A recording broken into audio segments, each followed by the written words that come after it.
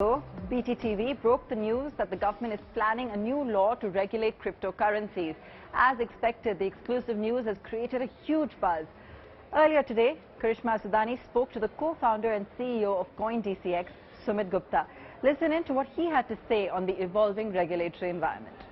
Let me begin by asking you, Sumit, given that the work on a legal framework for cryptocurrencies is underway, what would be an ideal approach for the government to consider?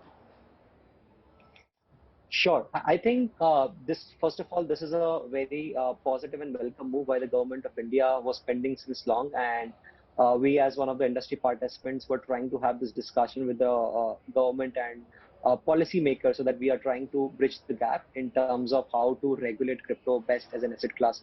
And I think after several discussions, there has been more clarity in the government around crypto as an emerging asset class, and the thought of moving away from banning crypto and in fact positioning India as a very strong nation when it comes to fintech innovation. I think that's going to take India far ahead than other countries and position India as one of the leading blockchain and crypto hub in the global landscape. In terms of the regulatory framework, I think all of the investors or all of the regulators work in the direction of investor protection. So I think the approach should be to understand the space, work closely with the industry players, players like us or other exchanges, and then figure out, okay, what is the best framework so that we can protect customers, we can protect investors, and we can also lay out guidelines which is not restricting the industry and create a conducive environment which is going to promote innovation happening in this space. I think that is very much needed. So that we eliminate the bad actors out of the system and allow legit players to operate with full transparency, full public disclosures, so that the government can charge due taxes or they ensure that all the laws of the land are being followed. Right, you just mentioned about the banning part. Now from 2018, when a draft bill was proposed to ban cryptocurrencies, to now that we're talking about recently, when government officials have indicated that a ban may not be feasible. Do you think there has been a shift that you have noticed in the thinking of the decision makers? Absolutely. There's a clear shift in terms of how government was thinking about it earlier. And a lot of it is driven by a lot of positive movements that are happening outside India.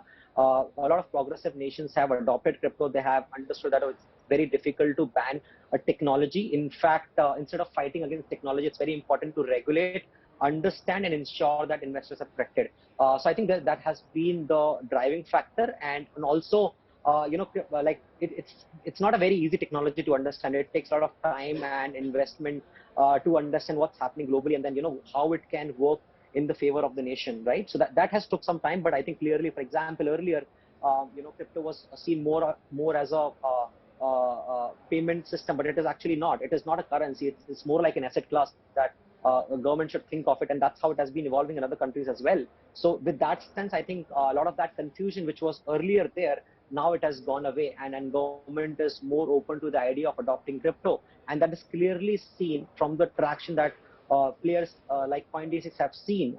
Many millions of investors who are keen to learn more about it, and they're just waiting on the fence, waiting to get a nod from the government side. Is it okay? As of now, there has been a lot of positive movement, but earlier it was a lot of confusion around crypto, whether it is legal to buy, sell.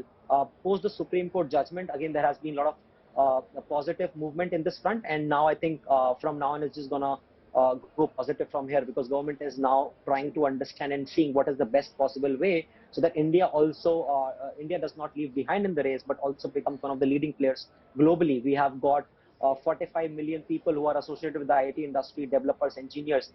Even if like 5% of them adopt this technology, India is going to be a global hub when it comes to blockchain and crypto revolution.